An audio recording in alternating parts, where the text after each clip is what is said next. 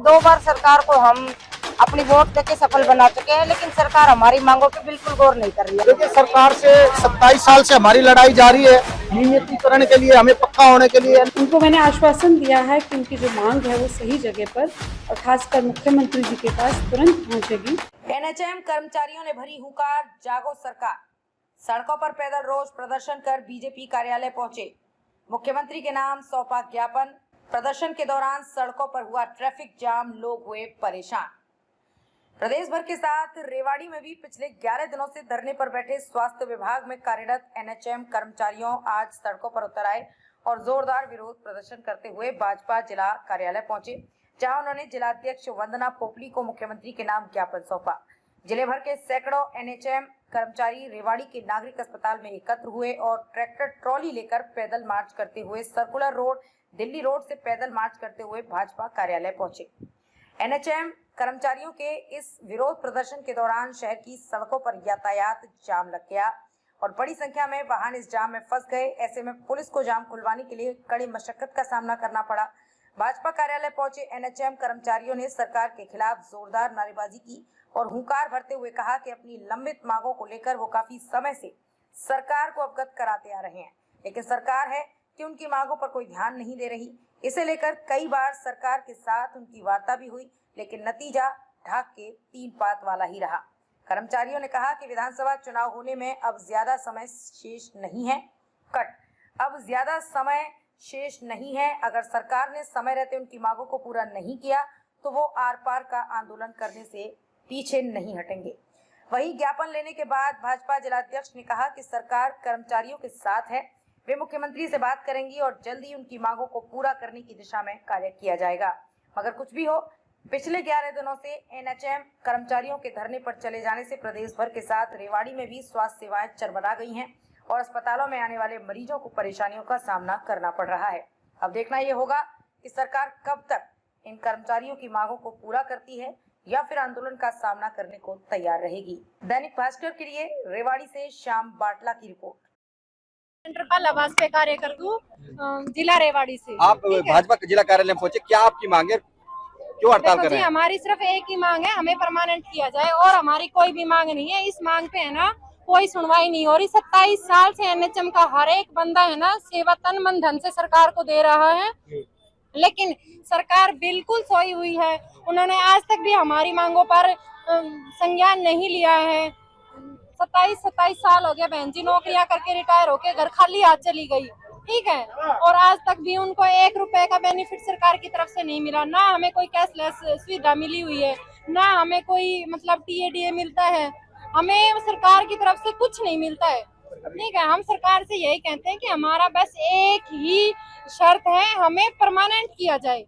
जो परमानेंट को जो सारी सुविधाएं मिलती है वो हमें सारी सुविधाएं उपलब्ध कराई जाए। जब तक सरकार कुछ घोषणा नहीं करती तब तक हड़ताल जारी रहेगी? हड़ताल जारी रहेगी। हम दरी बिल्कुल नहीं छोड़ेंगे, दरी पे बैठे ही रहेंगे। हम सरकार से निवेदन करते हैं कि वो हमारी बात को समझे, वो हमारी मांगों को माने और तुरंत जल्दी से जल्दी हमें काम पर लौटने। ड्यूटी क्या थी आपकी वहाँ पे, वो भी प्रभावित होगी, क्या करते थे आप? मेरा स्पेशल वर्क है टीकाकरण में, एनसी चेकअप में भी है मेरा टीकाकरण, एनसीडी का काम मैं करती हूँ, IHIP पोर्टल पे भी मैं काम करती हूँ, निरोगी भी मैं करती हूँ।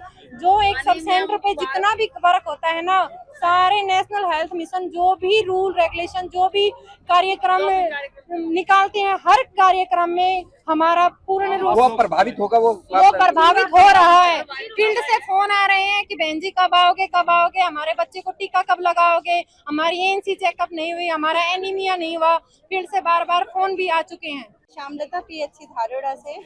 और मैं ये कहना चाहूँगी कि हमारी बहन जी सब समान कार्य करती है तो उनको समान वेतन मिलना चाहिए, वेतन विसंगति को दूर करना चाहिए। बहन जी, आप वहाँ पे क्या करते हैं और आपकी? मैं वहाँ पे स्टाफ नर्स हूँ, डिलीवरी कराती हूँ। तो अब वो प्रभावित भी हो रही होंगी? हाँ जी, वो प्रभावित हो रही है। जहाँ पे हमारे वहाँ पे पर डे 15 डिलीवरियाँ होती थी, अब वो वहाँ पे 4-5 डिलीवरियाँ होती है ना। और जो पेशेंट को हम रेफर करते हैं तो अब हमारे एम्बुलेंस वाले भाई भी हमारे साथ धरने पे बैठे हुए हैं। इस वजह से एम्बुलेंस भी नहीं जा रही है। अगर कोई भी एम्बुलेंस जा रही है, दूसरे ड्राइवर लेके जा रहे हैं तो उसमें हमारे AMT भाई नहीं जा रहे हैं, उसमें पेशेंट को बहुत सारी प्रॉब्लम हो रही है। जी जी, क्या नाम है आपका? मैं संतोष यादव, उप प्रधान डिस्ट्रिक्ट रेवाड़ी से। क्या है आपकी डिमांड और क्या आप चाहते हैं? हमारी तो एक ही डिमांड है कि हमें 27 साल हो गए हैं लगे हुए, और सरकार को 2 बार सरकार को हम अपनी वोट देके सफल बना चुके हैं, लेकिन सरकार हमारी मांगों पे बिल्कुल गौर नहीं कर रही है। हमारी 2 मांगे हैं, हमें सेवा सुरक्षा दी जाए और 7वां पे कमीशन दिया जाए। और भाई क्या प्रभावित है? आप लगातार काफी संख्या में यहाँ कर्मचारी पहुंचे, तो आपकी ड्यूटीज भी कुछ होती होंगी, प्रभावित क्या है? टीकाकरण प्रभावित है, एम्बुलेंस डिपार्टमेंट से हमारे भाई बैठे हुए हैं, तो एम्बुलेंस में जच्चा बच्चा का जो इलाज होता है वो प्रभावित है। जच्चा बच्चा जहाँ डिलीवरियां होती है वो हॉल में हो रही है। हमारी जो स्टाफ नर्स बहनें जो डिलीवरियां कराती है रात दिन, वो हमारे साथ हड़ताल में बैठी, हमारे डॉक्टर हड़ताल में बैठे हुए हैं जो ओपीडी देखते हैं। उसके लेकर के क्या ऑप्शन निकाला? सरकार देख नहीं रही, मरीज बहुत परेशान हो रहे हैं, हॉल में डिलीवरियां हो रही है, ओपीडी परेशान हो रही है, टीबी पेशेंटों का इलाज बीच में रुका पड़ा है, लेकिन सरकार बिल्कुल भी अनदेखा कर रही है।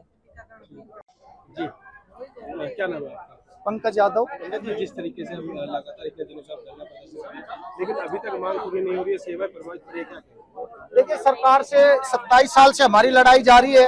नियमितीकरण के लिए, हमें पक्का होने के लिए एनएचएम के कर्मचारियों का कॉन्ट्रैक्ट रिन्यू होता है बार साल में एक बार, बहुत ही गलत प्रथा है। 27 साल कर्मचारी को यहाँ पे ड्यूटी करते हो गए, इसलिए हमारी सरकार से एक मुश्त मांग है कि हमें पक्का किया जाए, नियमित किया जाए सभी कर्मचारियों को। आज भाजपा कार्यालय पे पहुंचे हैं, लगातार आप धरना भी दे रहे हैं, लेकिन सरकार का ना चेतना 11 दिन से हमारी स्ट्राइक जारी है।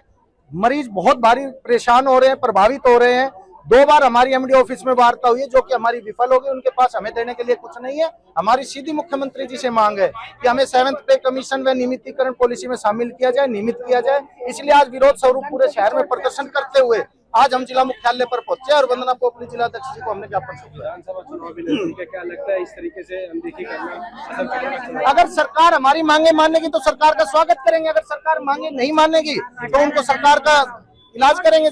अगर विधानसभा चुनाव में किस तरह से कितने कर्मचारी यहाँ पे, क्योंकि तमाम परिवार भी प्रभावित होते हैं, तो क्या आपका? देखिए सर, रेवाड़ी जिले के अंदर 462 कर्मचारी है। एक कर्मचारी के साथ 10-10, 15-15 वोट तो घर की है। और अगर वो प्रचार करने निकले, ये जो हमारी एनएम बहन जी है, गांव में एक गांव में जाती है, एक गांव के सभी से कनेक्ट रहती है, तो उनके भी बहुत ज्यादा संपर्क है। 10,000 की पॉपुलेशन को प्रभावित करते हैं, और पूरे हरियाणा के अंदर 18,000 कर्मचारी है, तो बहुत भारी संख्या के अंदर चुनाव में प्रभाव पड़ने वाला है। और कर्मचारी अगर सरकार मांगे नहीं मानेगी तो कर्मचारी वर्ग विरोध करेगा बीजेपी के कैंडिडेट्स का।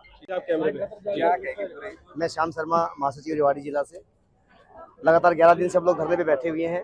हमने सरकार को जगाने के लिए शिवरात्रि के महापर्व पे हवन यज्ञ भी किया था कि सरकार की सद्बुद्धि मिले सरकार को, लेकिन सरकार है कि टस से मस नहीं हो रही है और सारी सेवाएं ठप पड़ी हैं। अभी 2 दिन पहले भी एक खबर आई थी, एम्बुलेंस में ईएमटी नहीं होने की वजह से एक महिला की मौत हो गई थी। अगर ईएमटी होता तो शायद वो उनको बचाया जा सकता था, और सरकार इस बात को समझ नहीं रही है कि क्योंकि सरकार को जनता से लेना देना नहीं है, उन्हें सिर्फ अपने आप से लेना देना है। लाखों हमारे जो हरियाणा में जितने भी कर्मचारी है सारे रोड पे बैठे हुए हैं। एक बार ये नारा लगाती सरकार, बेटी बचाओ बेटी पढ़ाओ, अब आपने देखा होगा कितनी संख्या में ये बहन बेटियां रोड पे खड़ी हैं। क्या ये किसी की बहन बेटी नहीं है? लेकिन सरकार को इनकी बात माननी चाहिए। अगर सरकार हमारी बात नहीं मानती है तो जब तक हमारा काम नहीं होगा हम लोग धरने पर ही बैठे। ज्ञापन देने पहुंचे थे कर्मचारी,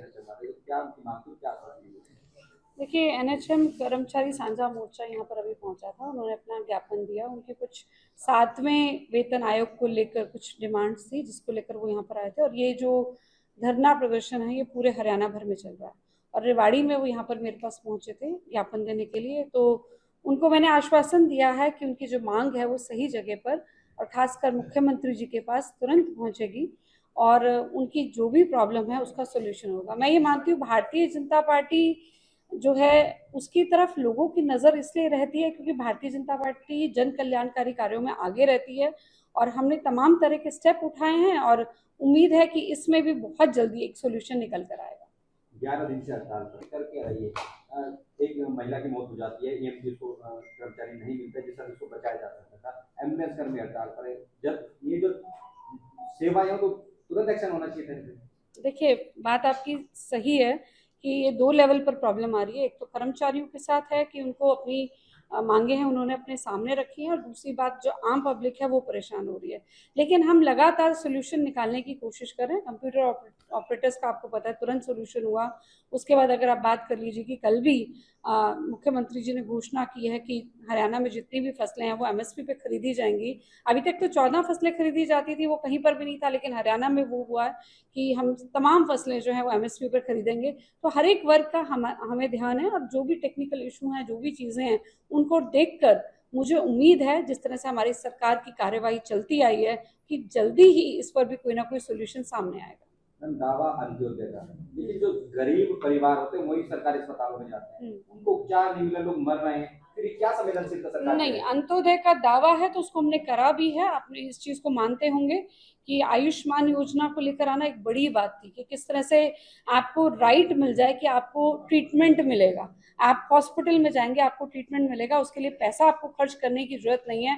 मुझे लगता है ऐसा आज तक किसी भी सरकार ने नहीं सोचा होगा कि एक राइट टू ट्रीटमेंट भी कुछ होना चाहिए, राइट टू हेल्थ भी कुछ होना चाहिए। हाँ, ये एक स्थिति है कि कई बार जो कुछ कर्मचारी हैं वो हड़ताल पर चले जाते हैं, तो उसको चीज़ों को टैकल करने में थोड़ा समय लगता है, लेकिन we are the fastest one. हमने जल्दी चीज़ों को सॉल्व किया है, और ये भी मुझे उम्मीद है कि शायद आपकी ये जो शिकायत है वो भी एक आध दिन में दूर हो जाएगी, और मैं खुद मुख्यमंत्री जी से भी बात करूंगी। दैनिक भास्कर के लिए रेवाड़ी से श्याम बाटला की रिपोर्ट।